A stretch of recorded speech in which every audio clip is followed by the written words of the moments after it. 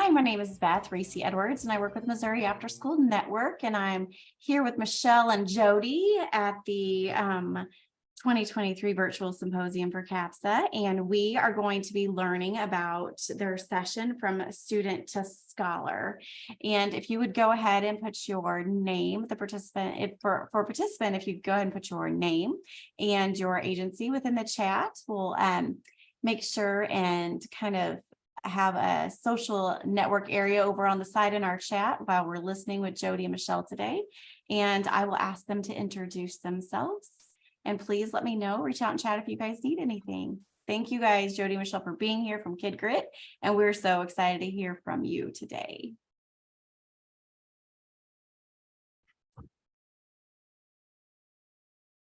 All right, it's great to see everybody putting their names in the chat. So I have a look and what you do. So I know a little bit of your background and where you're coming from by attending this workshop.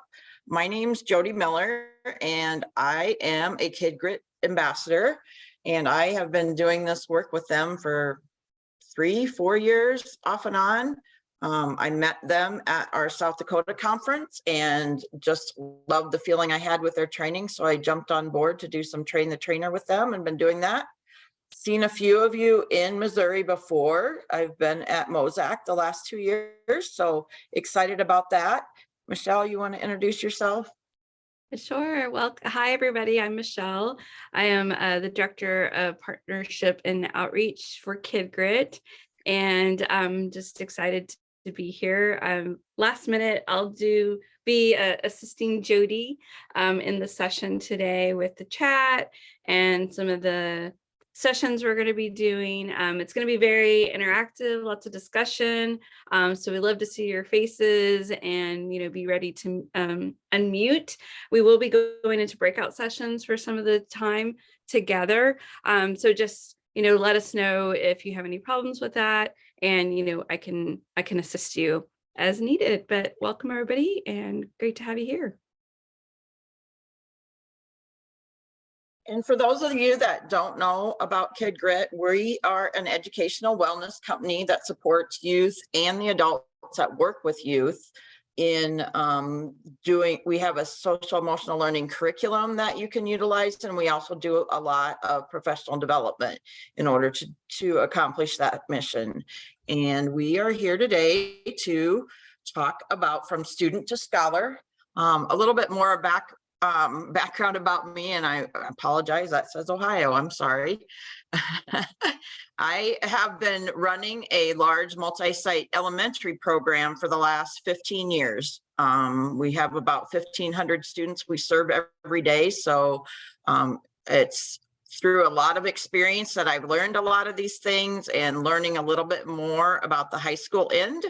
I have 3 grown sons that aren't too far out of high school, so I can relate to what some of the students you work with are going through about choosing their future and what path they're going to take. And also have one new daughter-in-law that I will be talking a little bit about because she's kind of an example of where we're going with this training today. So as an icebreaker, we'd like for you to think about if there was ever a time that you felt less than, either in a college environment or possibly in a workplace, a new workplace, and feel free to unmute and share that, or you can go ahead and put that in the chat.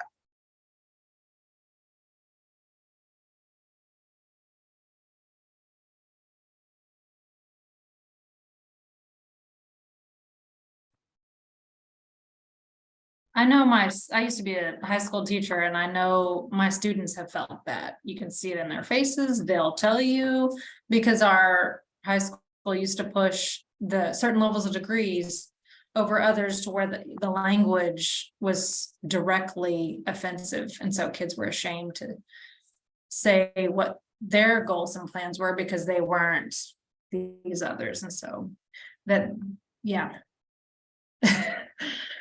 So you are in the right place, Kelly. That's exactly what we're talking about today.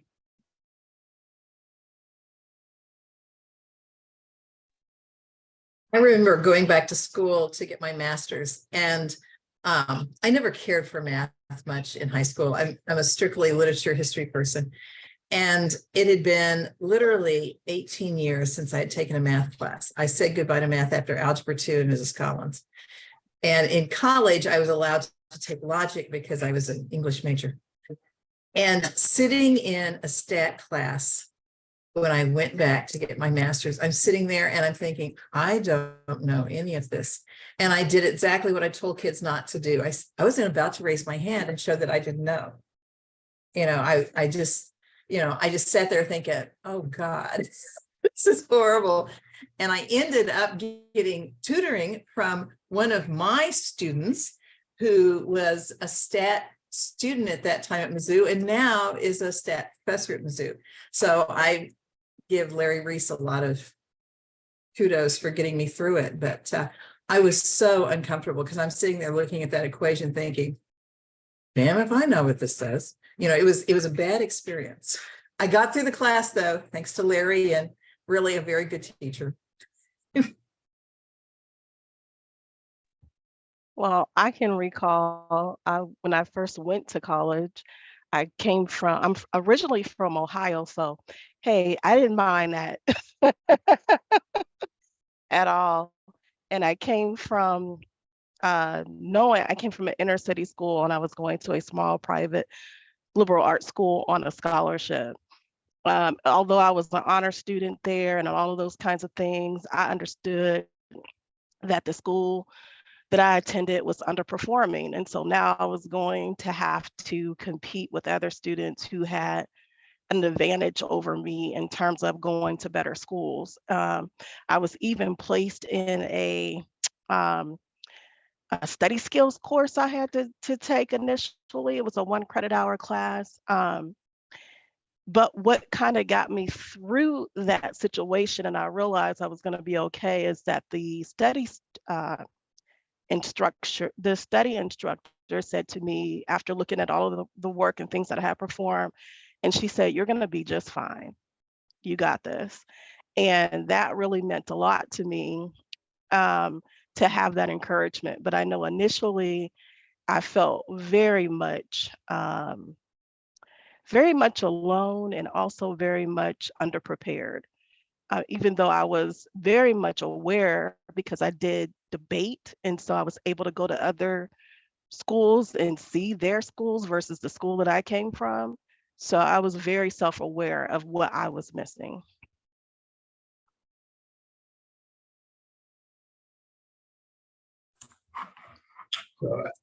I had a story to share. So this actually goes back to when I was a high school student. So growing up, I had a lot of learning disabilities and I was in like a special education class and worked one-on-one with paras or tutors, things like that. And it wasn't until I was in high school that I got on a more independent academic track. And in my junior year, I transitioned from like the level 2 college prep math into an honors class because I had been doing well at the level 2. And basically when I got into that honors level, I felt like I was like really out of my depth, where we were doing proofs and other types of things that we had never seen, or I just didn't have the foundation.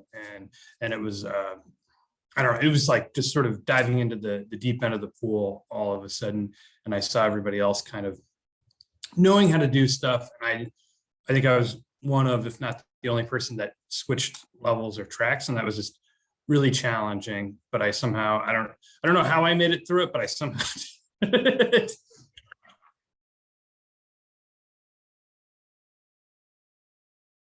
Thank you for sharing, everyone. Sounds like you all can kind of relate to the topic that we're talking about today, and we're going to utilize that information and what we learned today to help our students. So hopefully they won't have to go through those types of experiences in the future when whatever path they choose to go into their future. Got the next, there we go. So this is my family. And I share this with you because We have very different backgrounds. I grew up in a small rural town. I had 36 in my graduating class, and it was pretty much expected that everyone in that class was going to a 4-year college. And if you didn't, you were, out kind of on the outside. And in a way that helped because everybody was doing the same thing. So I knew I needed to take my ACTs. I knew what I needed to do to apply to colleges. We had a guidance counselor that was helping them. On the flip side, my 3 sons grew up, we're in Sioux Falls, South Dakota. They went to a very, very large high school. They had 500 to 600 students in their graduating classes. And I don't know if they just didn't make the connections, but I don't feel like they really got a lot of direction from anyone in their schools. And I don't blame the counselors. I don't blame the teachers. They just had too many students and too many things to do. And if kids don't make that connection with someone, I think they kind of miss out.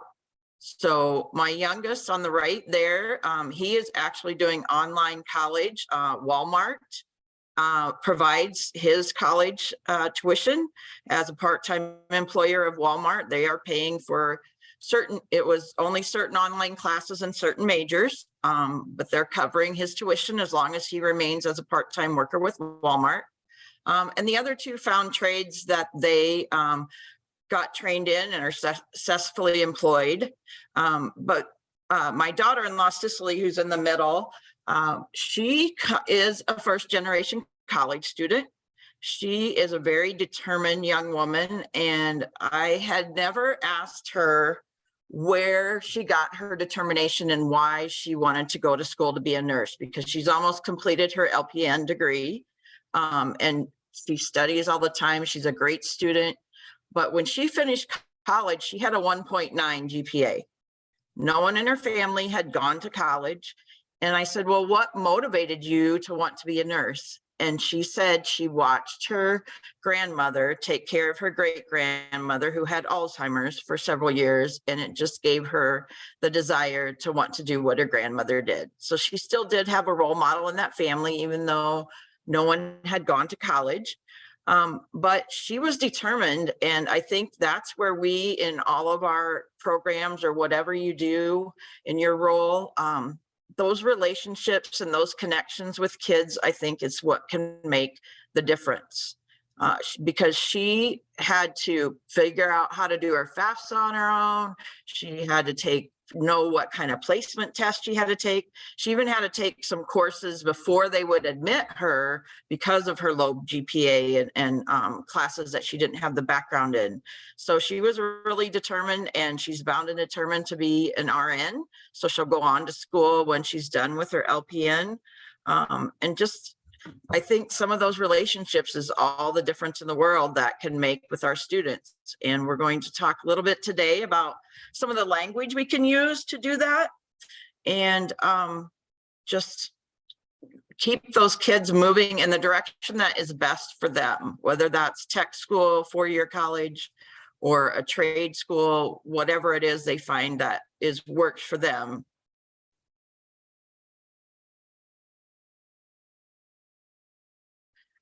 So when I talked about my family and the differences that we had growing up, what is it that you heard, and anything stick out to you?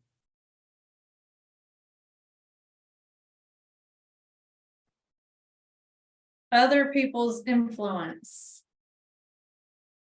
whether lacking or, in a positive way, and not, like you said, not blaming people or anything, but just it's support, or it's seeing other people and what they're doing. And that's what stuck out to me. Yeah, I thought about the support angle, and also the lack of knowing the steps, the procedure. Whereas in a family where parents had already gone to college, they could guide that student. But if you're trying to do this on your own, it's tough.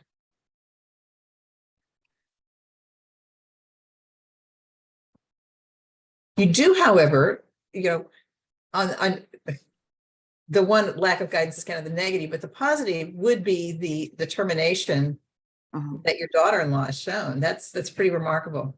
A lot of people would have given up with the low GPA and thought, never mind.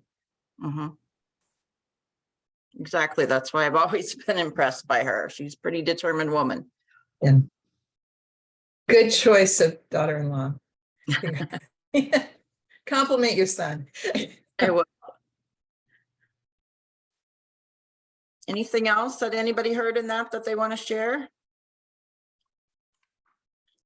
I think it just shows how for different students, a lot of the work is done for them. And then for other students, they really are kind of on their own.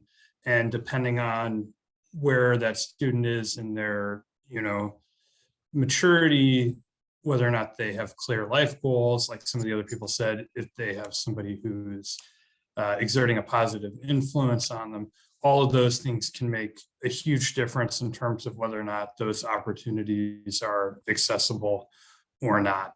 And I think, and even what school you're at can play a huge difference in terms of, I guess, the level of kind of attention and concierge service you might get from a counselor, is what I would say. One other thing that it just popped in my head was your son is taking advantage of Walmart's tuition program. My God, that's a sweet deal. I didn't realize they would offer that to part-time workers, but if more students or young people were aware of the employers that do offer that kind of deal, it's smart on Walmart's part because they can hold on to that worker. But it's knowing that those things exist that is the issue. We will talk about college, but we always talk about college from the standpoint of either you or your parents are paying for it, not the idea of getting a job and then having the employer pay for it. I think the key words that you just mentioned were awareness and knowledge. And the AVID program I used to work with would call this a foundational component of college and career preparation and readiness, and that's opportunity knowledge. So here's as much as we know about. They're the ones that make the decision that's best for them, and they have different reasons. Maybe somebody wants to stay home because they're taking care of a mother who's ill. Well, then go you value family. That's your value. And no one should come and say, well, don't you want to go to the university that's 2 hours away? That's a better opportunity for you. Well, you don't know that, it's been presented to them and they're aware and they're emerging adults and they can make their own decisions based on their values, So I think it's our job to make them aware of those kind of opportunities, such as Walmart or employer paid opportunities. But the more they know, then they can make an informed choice, And I do feel like my kids kind of searched that out because I know that my ex-husband and I discussed the debt that we all had from our 4-year degrees. We both had 4-year degrees.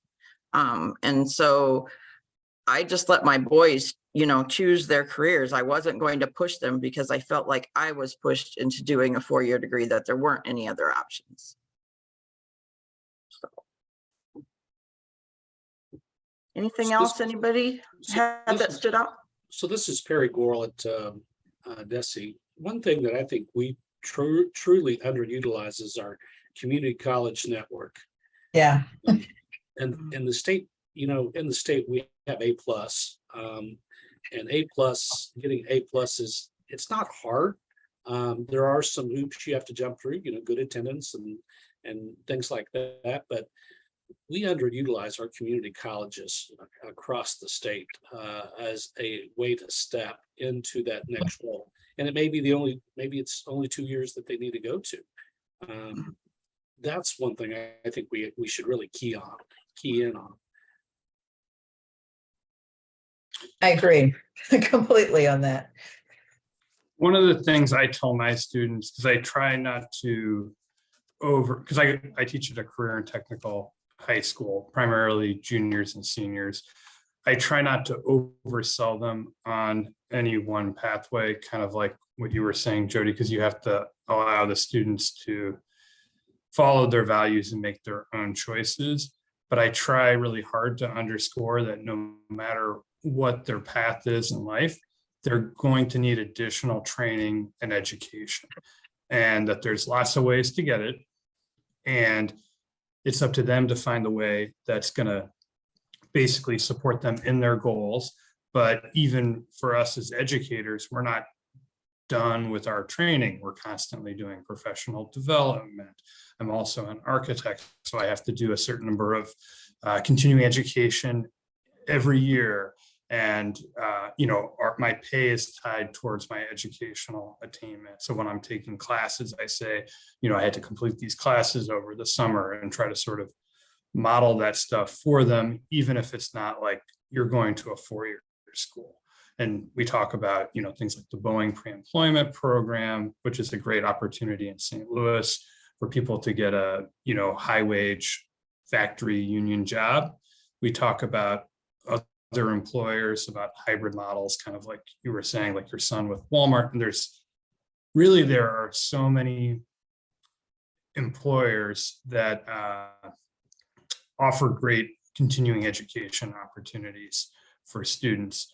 And so the more stuff we can highlight, whether it's going to a variety of local community colleges or four-year colleges or technical schools, all that type of stuff. What we're constantly told with our school, because we're a tech school and we have a kind of legacy brand reputation, that people assume people go to South Tech because they're not college material. So we try really hard to combat that, but we also try to provide them with opportunities and agency to make the best decisions for them, I guess is what I would say. Exactly. That's what my middle son, who gave me the great daughter-in-law, did. He actually, instead of going to school to be a welder, he found an employer that did on-the-job training and certified him as a welder. So he didn't have the debt for going to school for the 2 years, and he was already employed the entire time he was doing his training. But that was found through a friend's sibling. So again, it's that knowledge and awareness that we need to have for all those options out there. Well, I appreciate everyone sharing. We are doing a great job with that. One thing that we like to do in all of our Kid Grit presentations is to make sure that everyone feels as though they are in a safe space to share. I think we've kind of established that a little bit already. If you'd like to share in the chat, maybe something that you need to make sure that you feel you are in a safe space today. I see a lot of people sharing, and that's great. What is it that makes you comfortable sharing with people in this session today?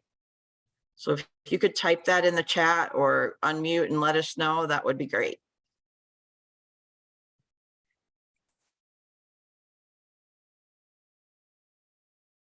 Small group, honesty. We probably all have similar goals in mind. And it's easier to share when you're with a more like-minded group. And I think the small group too is beneficial.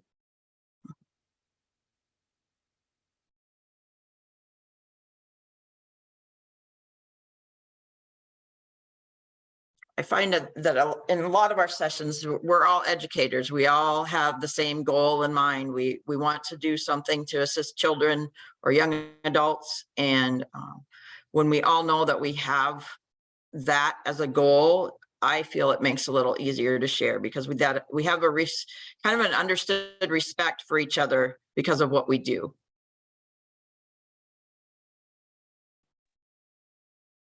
So another way to think about this question, as we continue to work through today's topic is, some of the things that we're going to be talking about and going through the activities. These are going to be conversations that you could actually lead with students. And it's kind of thinking about, what is it that we provide for our students, or what is it that we see that our students need, either from us as the adult or from each other, from their peers. What kinds of things do they need to feel safe, to have conversations, to be able to open up and be honest? So just another way to think about that question.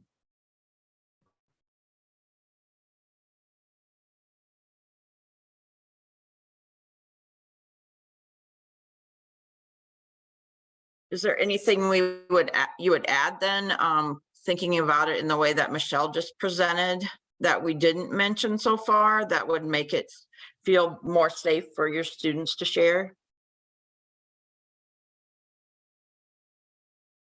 I think the only thing to me that comes to mind that I feel is important for students to feel in a safe space is no judgment. We as adults in this field, I think, kind of have that understanding and tend not to be that type of people, but our kids are looking for that all the time. They don't want to be judged by their peers or looked down on by their peers for things that they say. So I think that's really important.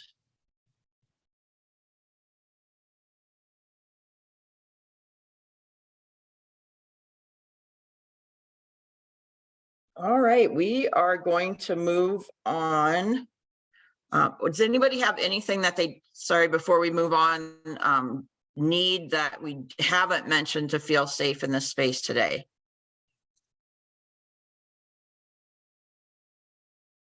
So can everyone give me a thumbs up that they feel safe in this space to share today?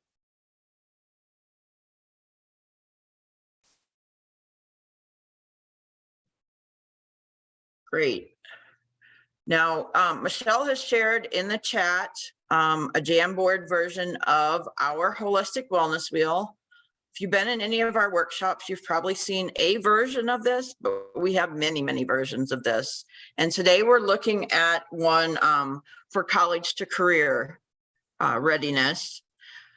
We have a lot of the same ones that we typically have in our holistic wellness wheel, but with a few additions. Our typical ones you can see more on the right, the self-management, talk about regulating our emotions that we have and how we take care of ourselves with the emotions that we're feeling. Social awareness for those that are working with a widely diverse population and the different things going on in their life and in our world that affect the decisions they make. Time management is one we've added from the basic holistic wellness wheel, because that's going to be a big determination in how well our students succeed in whatever they choose to do. They need to be able to manage their time well. Study habits, of course, that's pretty self-explanatory, whether it's studying materials you get on a job, that you're training in, or your college classes. Self-awareness would be just that the students that you're working with or yourself, which way you're looking at this, are aware of what feelings that you have. I work with a lot of elementary kids, and that's a big area that we work on. Those of you that you're working with older kids, they still may lack those skills. So making sure that they're self-aware of what types of feelings they're having. Positive stress release, again, that's another one that's added in this college to career wheel. We need to make sure that we know positive ways to release our stress. Stress is hard enough on our bodies and our lives. So in order to release that stress, we need to come up with positive ways to do it instead of negative ways to release stress. We've got our confidence in ourselves. The next one, digital consciousness and screen time, is something that's unique to Kid Grit, because we talk a lot about how that affects our lives. Responsible decision making is one that we typically include in our wheel, and that section talks about, weighing our different options and making those responsible decisions. When we're talking about a whole wellness in our lives, holistic, we also need to consider our physical activity, exercise, or movement. And then you skip one and we're at mindful eating. Those kind of can go hand in hand at times, or sometimes one may be better than the other. And our organizational skills, how well are we organized with the different tasks we need to complete? How well are our students doing with their organizational skills? Relationship skills would be, how are we doing with the relationships with people around us? Family members, friends, our coworkers, our classmates. And then the last one that we've added to the college and career, which is important for some of our students, is asking for help. Do they know how to ask for help? And are they willing to ask for help? Do they have that safe space? So the way that our holistic wellness wheel works, and as Michelle typed in the chat, it is based on Castle's framework for social emotional skills. We have done this in a wheel. So what we like to do is today we want you to look at this for yourself. How are you doing in all these different areas? And the way that we do that is, if you look in the middle, that's the center. That's where we need to be, but we rank ourselves from like 0 to 10, with 0 being the middle and 10 being the outside of the wheel. So what we would like you to do, whether you connect to the Jamboard and make your own copy and do it on there, or excuse me, you just do it on a piece of paper that you might have handy. What you do is, like Michelle's done here, she's marked where she feels she's at in time management. She's about doing average, looks like. Her study habits seem to be great. Her self-awareness is great. Her positive stress relief looks like it could use a little bit of work. But that is the way that we rank ourselves in those different areas. 0 would be the middle of the wheel, and 10 would be to the far end of the outside of the wheel. And so we'd like you to take a few minutes and work on ranking yourself in these different areas. And don't be too hard on yourself. Just be honest with yourself. I found that this is an awesome tool to help me figure out where I am in my life and what things that I feel I really need to be working on. I can choose one and work on it and then go back and see where I'm at. But just take a few minutes and check in with yourself to see where you are in all these different categories. And just a couple of things to keep in mind. So in the chat, I shared a Jamboard version of this wheel. So as Jodi said, you could use that link, make yourself a copy, and that has the definitions of each area of the wheel on the second page. If you want to use the annotate feature on Zoom and add your stamp or your little X along with mine, you're more than welcome to do that as well. And then I also added a PDF version in the chat box. So that way you could download that and you have an electronic version of this wheel and the definitions as well. So if you have any problems with any of those options, just let us know and we can help you figure that out.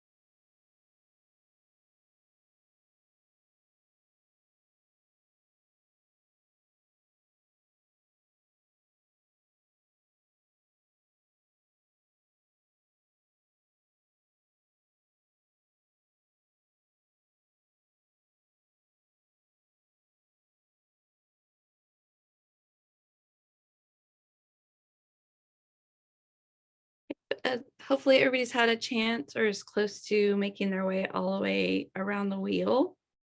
So step 2 is taking your mouse, and this is always fun, you know, if you're left-handed and the mouse is on your right hand, is you're going to go ahead and make your way around the wheel and connect your dots. And of course, you know, if you opted to just kind of list everything out on a piece of paper, you know, it's just kind of taking the time and reflecting on, you know, where you're at on that scale of 0 to 10. And what emerges is your version of the holistic wellness wheel when it comes to college and career skills that we need. So, you know, of course, some of us might still be scholars. We might be working on a PhD program, or we're working on another master's degree, or we're learning a new hobby. We're always learning. So just depending on where we're at in life, our wheels might look a little bit different. So if you have finished, feel free to go ahead and start connecting your dots. And I love the Jamboard because we've got a couple of people working on that one. So it's always fun to see everybody's wheels emerge in real time.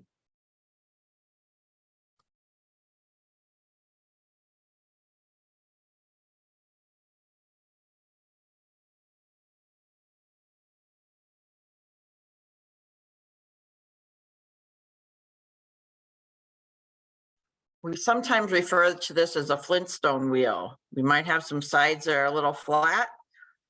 Areas we might want to work on. I don't know that too many people are going to have a perfect circle as a well-rounded individual, but we've always got things that we need to work on. And one thing I like to do with this is set up accountability groups. And if you're interested in learning more about that, we can chat offline sometime. I'm sure my email address will be at the end, but that is one way that I found that I can work on different parts of the wheel. We're going to go into, do you want to do breakout rooms, Michelle, or since it, okay. So we're going to go into breakout rooms after you've finished connecting your dots there. And we've got a few questions for you to reflect on in the breakout rooms. And one of those questions would be, you know, what did you see and observe when you were doing this wheel? Did you find out anything that surprised you about yourself? Is there anything, any area that really resonates with you personally? And then how can you apply using this wheel with some of your students, especially those you're really working with to, you know, work on these skills if they want to go to college or whatever they choose to do for training? And how quickly could you implement using this wheel with your students? So go ahead and share your thoughts on those 4 questions in the breakout rooms, and we'll give you a few minutes there and bring you back to the whole group.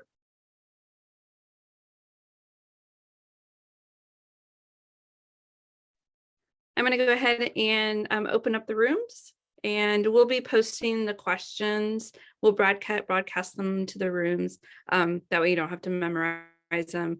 And, you know, if you do have the ability to share your wheel, whether you take a screenshot or share the Jamboard version, feel free to do that.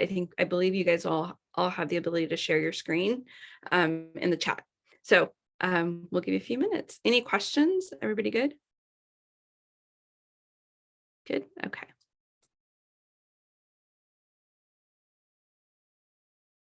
Oh, I have to assign. Hold on.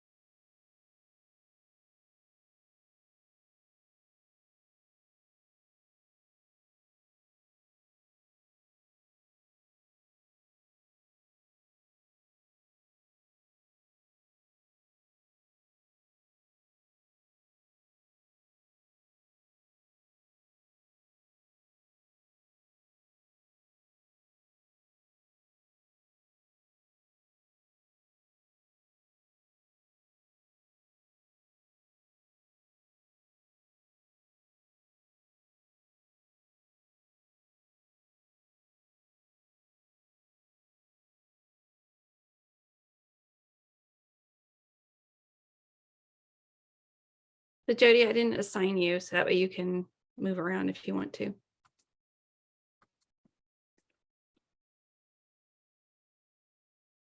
So can I just click on join to join in? Is that how I do that?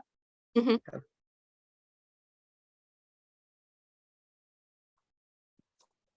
Michelle, I'm happy to join in a room and participate if you see a good fit or need a little. Yeah, choose any one. Looks like Jodi went to room 1, so if you want to go to 2 or 3. I'll go to 3. Okay, awesome. Thanks. Do you need any help putting those questions in the chat or anything? Oh, I got it. Thank you. All over it, friend. And I'm happy to spotlight you guys again. It was just when you transitioned and asked for questions, I was like, oh, I know. Yeah, no problem. Thank you, Michelle. Hello. Hello. We're talking about what we saw. What did we immediately see or observe? And I was just gonna say, for me, it was, I wrote them down, the physical activity, exercise, movement. I have to get surgery on my knee, so I haven't been able to do what I normally like to do. So that immediately jumped out for me. The mindful eating and the digital consciousness. As much as I get on my kids about it, I'm very much into podcast, and so yeah, I've got to. To me, they're always so interesting, and I like my audiobooks. So even though that's not really screen time, but you're still on your phone. Okay. I I do. saw the mindful eating too. Wow. I'm I was sorry. gonna tell you, I really Go enjoy ahead. my audiobooks. And you know when I found the best time to listen to them is when I'm folding laundry, because then I feel Ooh. productive, getting Okay. something done. And I don't know. Just thought I would share that. Like if you know. Yeah, it's That's a way of perfect. cheating. I get it. Right. Yes. It's a way of doing something I enjoy while doing something I don't really enjoy. I need to I get like the into way the you think. podcasts and audiobooks because I love reading, but I just haven't gotten into it yet. I need to get with the times. Just sit down with the physical book, but I'm missing out on so many podcasts, I guess, that are interesting. So Gotcha. Good Do you guys deal. prefer if I pause the recording? The recording seemed to have followed me in here. So okay. let me gosh, I hate to pause it if I can't get it back. I might just edit this out. Okay. Okay. Hi, Yeah. Kirby. Welcome. Hi, Kirby. Kirby, we're in a breakout session, and we have a couple questions we're talking about. I think we just went through number 1. What did you see and observe? And then, because we're doing a wheelie, I have your direct email address. I'm going to email you, Kirby, this wheel that we've been talking about. Okay. Yeah, I was in one of the other sessions and they got done early. So I was like, well, I'll just hop on to one of the other. There you go. This one's really good. I'm writing all this down, Hid Grit, and I'm going to use this wheel at the Youth Futures conference this summer because we're trying to implement mental health. We got with the team, and it's not just about here's a college, here's how to get in, here's the FAFSA. We just want kids to know how to solve problems. So that way, whether they're in a dorm or with an employer, they can talk to people or, deal with crisis situations. That's more important to us, than what exactly college you're going to, you know what I mean? Mhm. So I think we're going to use this. This But- actually think that's so interesting because after going through college and stuff, that is one thing that I've talked to other people about that I'm like, nobody warns you about the mental game that college is. I Yes. said, you expect to the education standpoint, and you're like, oh, it might be a little harder, you're gonna have a workload, whatever. But nothing compares. I think the hardest part of college was the mental strain of it. And nobody talks about that, I feel like. Mhm. Yeah. It is such a cultural shift to figure out, most Yes. definitely. Wait a minute, no. We went through one question. But what a wonderful We did question say, we had.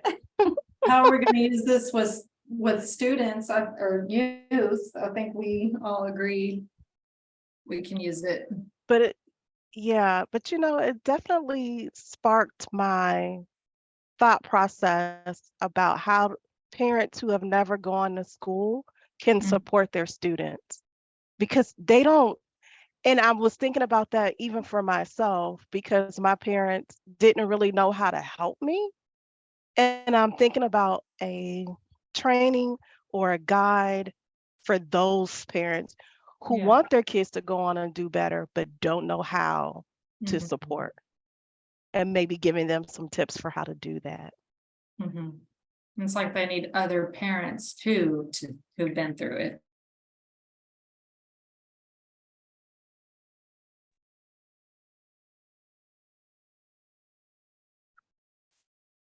So it sounded like we had some good conversations going in the breakout rooms that I jumped in. Feel like we could have maybe had some more time, but we've got a little bit of a limit on time today. Would anyone like to share something that they heard that maybe they connected to, or something they feel compelled to share about what they saw in their wheel? Um, I feel like am I echoing or sound pixelated to you all? No. Okay.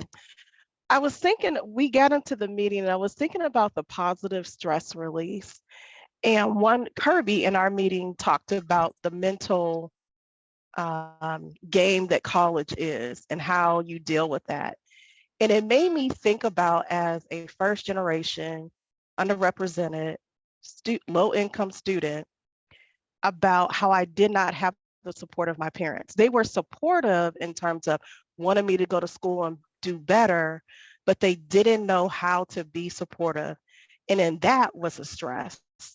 And I was thinking about it from my standpoint of being in the Missouri Department of Higher Education, is how can I create either a document or a training that helps those parents who haven't gone through that process support their students, and what that looks like for them. Because in my case, it looked like I was moving on without them and that I didn't need any help. And so going back into my memoir, I'm thinking, how can I show parents that that's not the case and they really do need your support, and this is how you can do it. But that kind of triggered me to think about that. This is a really great exercise. That was a really great insight, Paula. I think your idea of a document is excellent. Because I don't think parents have a good idea of how to support kids, even if they've been to school. School is a lot different than it was. I realized that when my son was going to college, it was a different experience than the one I had. So yeah, I think putting together something like that would be a wonderful idea. And finding a way to get it in the hands of parents. That's where you might consider trying to do some kind of program at the big counselor meeting in November down at the lake, because that would have most of the counselors from the state there. What are they called? Tantera now. It's usually the first weekend in November at the former Tantera, and that's the kind of information that I think needs to be given to the counselors, so the counselors in turn could give it to, that's right, Margaritaville, which I think is ironic when, so many school things are held there. Oh, we're going to Margaritaville for a conference. It doesn't sound right,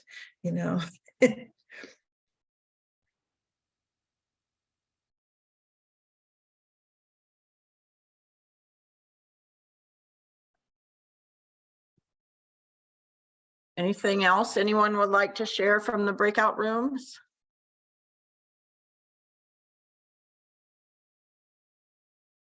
A lot of my low scores were in areas that I know better. I just don't do better.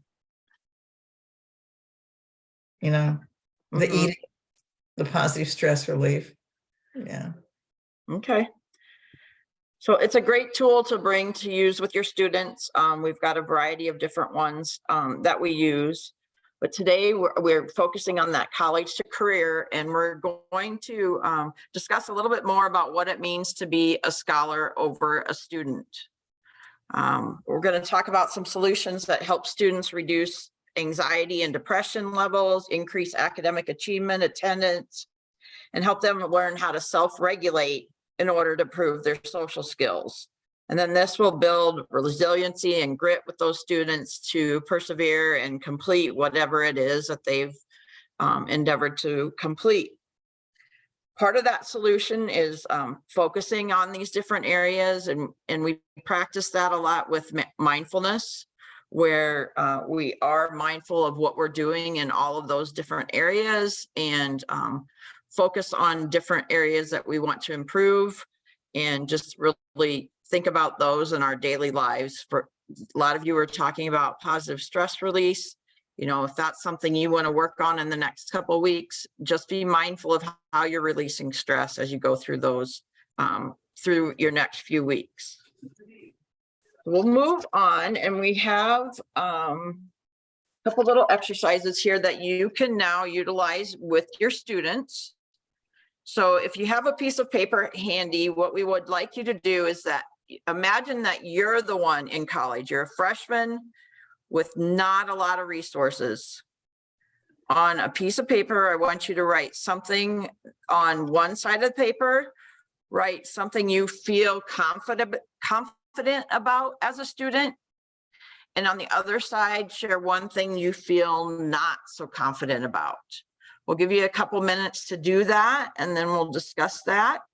But this is something you could use with your students as they're high school students, that they could start learning how to do that as they transition into college.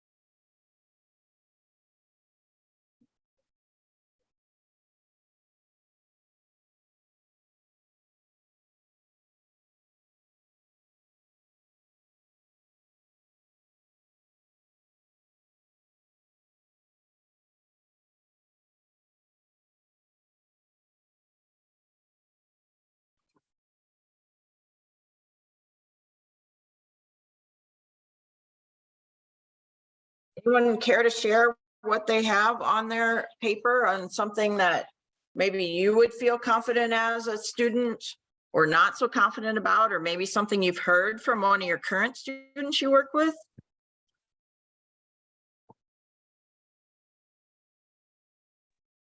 I can go. So I wrote, I don't know if you guys can read that or not. I'll try to get a little closer. I wrote vocabulary. I feel like I have a strong vocabulary, and that makes it easier for me to learn new terms, or at least have like an intuitive understanding of what they mean. Something I'm not so confident at is, and hopefully you guys can read that, mathematical calculations. I can do basic math and arithmetic and algebra, and I have good math logic, but the longer the calculation, the more unconfident I am that I'm not going to make a mistake or a careless error or just screw it up somewhere along the line.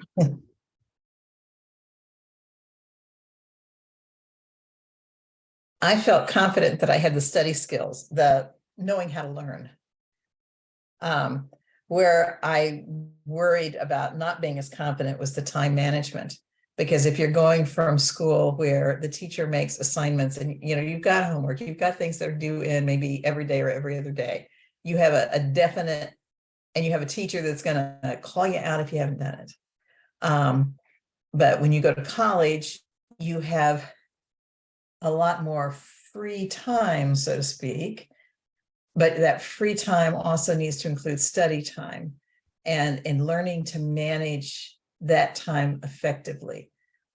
There's more things to draw you away from your original intent for being there. And I think for also asking for help, it's a different style of learning. So having the ability to ask for help, even if you're a strong student, I think is important. I'll do it in the reverse. I would say the not so confident would be finances. Even if school was paid for, there's still other little fees and things that come up. That would be the not so and the confident would be similar to Roberta, would be the ability to figure it out. That's what I've always been kind of strategic in that way. Mhm. I'll go next. I actually wrote down, I didn't write finances, but I put book costs. Those are those extra costs that it's not necessarily something that's on the, the big printout of here's your tuition, here's your room, blah, blah, blah. They don't generally include the the extra stuff that you need. And I don't say you don't know that but you don't think about, I guess, sometimes the extra added cost of that, that entails. And I definitely didn't come from a family that had a whole lot of money. I paid for college myself, still paying for college. And so that was scary, going to those kind of things and, making sure that I was going to be able to cover those costs. That's frightening and in a very unsure environment.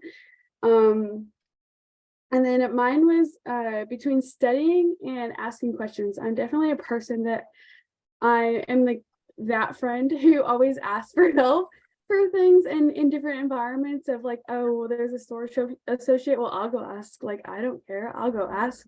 And so I definitely benefit from that perspective, that I wasn't afraid to go to office hours or go to the help center or whatever to just get the extra answers I needed.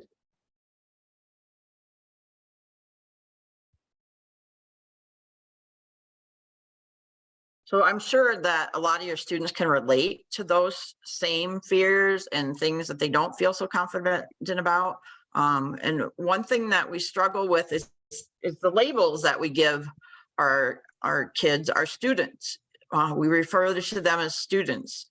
What we'd like to think about is, what is the difference between a scholar and a student?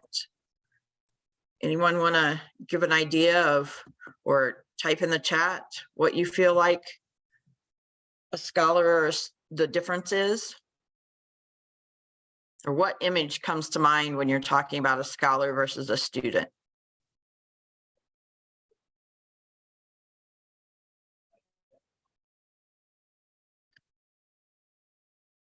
I always think of we've all been students. Everybody's a student. But a scholar is someone that I think takes the subject seriously and takes learning seriously. And, it's the one that sucks the marrow out of the bone. And is going to make the most of that experience. I'm not going to find them down in Harpo's every afternoon. I live in Columbia.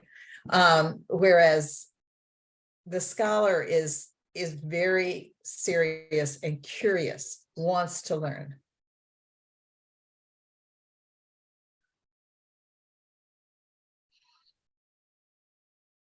And Paula typed in the chat that scholars tend to learn just for the sake of learning, and a student studies what's required. So, but research says that a student can be described as anyone, especially one enrolled in a college or a school where it denotes, and then a scholar is someone that is a learned person with profound knowledge of any specific subject. So I always think of college professors as scholars, and students maybe just any person that's enrolled in any kind of school or college. But they both can be used to define a person who attends any school or college. You could use them interchangeably. And we had an article that was in the class description. I don't know if any of you got a chance to read it. And Michelle's put it in the chat there. It talks about the differences in what referring to our young adults as students versus a scholar. I'm not sure that we're going to have a lot of time today. We're kind of hitting the end of the article to talk about that, but it's a really interesting perspective on someone that changed how his group of students are referred to, and refers to anyone that attends any school or college as a scholar. They may be an athletic scholar, they may be academic scholar, just a variety of different ways that we can refer to students as a scholar versus just a student. So what I think I'll do is I'll let you guys read that on your own time. We're going to go on to what we talk about as getting rid of the myth of a scholar. Because what do you, let's just share a couple though, what we see as differences between what that student and a scholar, the differences are, other than one that's always learning about a specific topic, and the other one, any other differences that you've noted?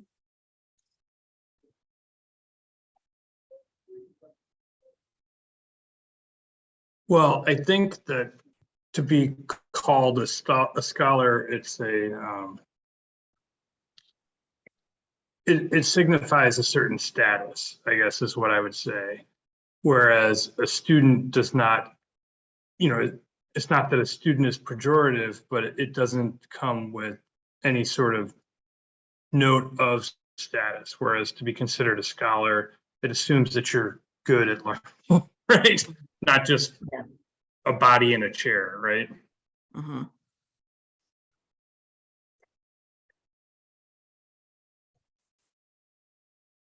But would there be any reason that we couldn't refer to our students as scholars also? If you change that term, what kind of level of confidence do you think that would change in your students if you start referring to them all as scholars? I think it would raise their confidence because we do see it as a more complimentary term. And you would raise yourself to that level. The Harry Potter image here, actually probably should be Hermione. She's more the scholar of the three, actually. But it's, except she's the nerd scholar. You can be the non-nerd scholar too. But I think it makes you sound like you're more serious in your intent. And it's more complimentary than saying student, I think, personally, but then it's me. Well, sorry. Oh, sorry. I was gonna say, Roberta, you said just a little bit ago, it's scholar, someone who's really diving deep, they're passionate about something, they live, breathe, whatever it is they're studying. And I think part of, changing that myth, it's, I think, really important to help our students, our youth, to help them find their passion. What are they excited about? There's reading, writing, and arithmetic that we struggle with, and those are necessary things. But it's just, I think, also helping them find their passion and what's going to make them want to keep learning beyond the 3 hours. So when I read that article, what I connected it to was some of my other educational classes I've taken in setting high expectations. And I think, to me, just changing what you call the students, there might be some movement with the naming, but I think if you connect what you call the student with high expectations, and that was kind of specifically, I think, what the author of that article was writing about, was somebody sort of, well, one, saying you're good at this, providing that validation, but also linking it to the particular program in college that the student was in, with the expectation that each person in that program will graduate, will do X, will do Y, and that you're going to meet all the performance benchmarks along the way. I mean, that was sort of what I think was probably, it's a combination of that validation and having that expectation structure in place. And I think that those two things can be a powerful motivator. I have think if, sorry. Go ahead. I was just gonna say, I think this goes into our entrepreneurship program because we've been, and I'll try to switch to the word scholar. We've been saying like, you're the expert in technology, you're our creative person, you're our social media person, you are our finance person, and each one brings something different to the table because we don't have all one person that has all that. I don't have all of that. So, and calling them entrepreneurs versus youth, it's just a smile on their face when they see that somebody sees something in them that they didn't even realize anybody else even knew about.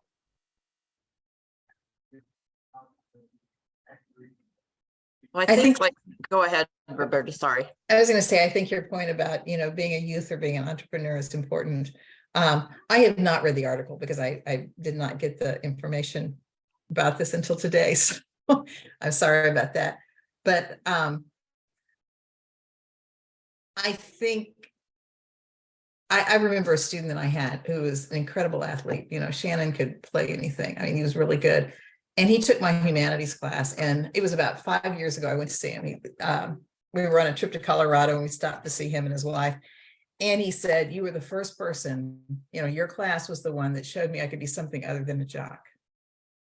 And I took that as one of the highest compliments I'd received as a teacher, because he had been, everyone knew him as a great baseball player. He went to school on a baseball scholarship, great, football, great basketball, but they didn't think of him as a thinker or as someone, interested in the arts and in literature. And, he said, I changed how I saw myself. So I think that using a term scholar can validate a person, and give them a sense of, I can do this, a sense of purpose and a sense of accomplishment.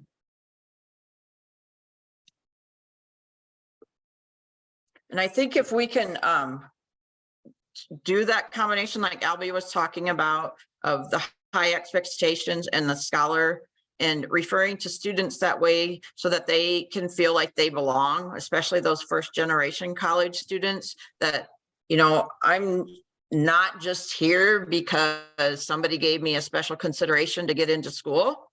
I'm here because I can do what everybody else can do. And instilling in them that they can be a scholar and do what it takes to complete their degree or their program or whatever they aspire to do. And you can also use this confidence and non-confidence list ideas with some of the students that you work with or scholars that you work with. And that may give you a little bit of direction as to ways that you can help them. Where do they need a little bit more confidence? What resources are available? The couple of college visits that I was able to do with my kids, I couldn't believe all the tutoring and study groups and sessions that were available. And I think whether they're new or just it was a bigger college, I wasn't aware of those when I was in school.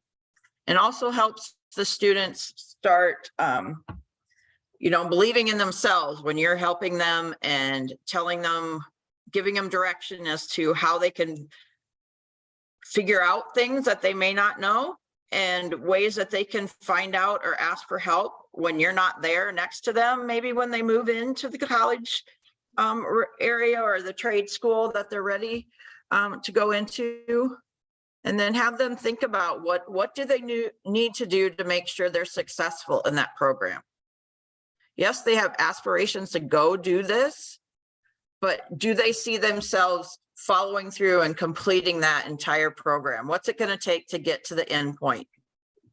Because far too many of these students, at least in my personal experience, my oldest one most of the kids that went to four-year colleges in his class, they didn't finish. They're already back home doing something else. So we need to instill in these students that they have the ability to finish the program too, not just get into the program, but they have the abilities to finish that program. So you could talk to them about these different topics. And one thing that any human can do is just to get excited about learning. We talked a little bit about the passion. Find that passion for your students and what they are passionate about. I started out as an accounting major. I spent one summer as a swim coach, and I switched to education, and every class I took after that was much easier because I was passionate about what I was learning about. So I think if we can instill that in our scholars that we're working with, I think that will go a long ways in getting them to the end point of whatever their career plans are. And I believe we unfortunately are out of time. But what I am going to do is I am going to put the link to this PowerPoint in the chat. So you can see, because there are some student resource and some activities that we didn't specifically get into a lot of detail about. And if we have a few seconds here, is there anything anyone would like to share that you liked, learned, or surprised you?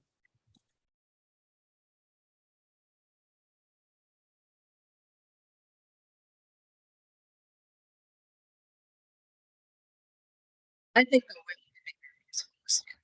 it's one of those things where I think, gee, I wish I had that when I was still working as a counselor, because it does give a student a chance to really look at key parts of them and think, okay, what am I good at and what do I need to improve on? Because I was sitting there thinking, oh, Roberta, you're mindful eating, nutrition, and what are you doing? You're not doing it, and I think they need to see all the aspects that go into making them strong.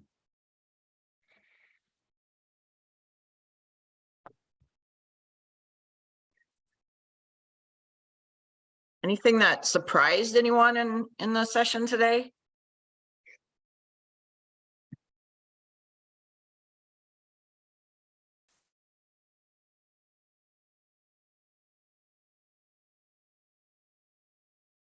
I think sometimes some of this knowledge that we share in sessions, we have in our heads, but it's just reminding us and pulling it out of our heads and seeing the importance of looking at it in different ways.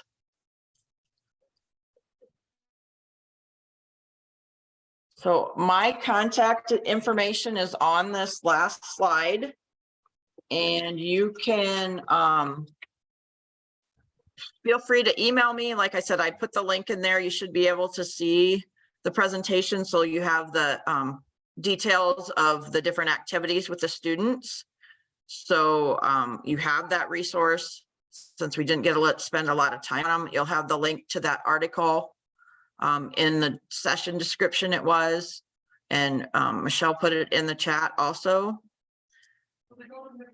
And then you can also look at our website. We've got a lot of different resources, different professional development. Maybe it's something that you want to share with your students, something you'd like us to come present, or some more of your staff that you work with. We'd be happy to do that, because I love sharing about Kid Grit. Does anyone have anything before we get done here?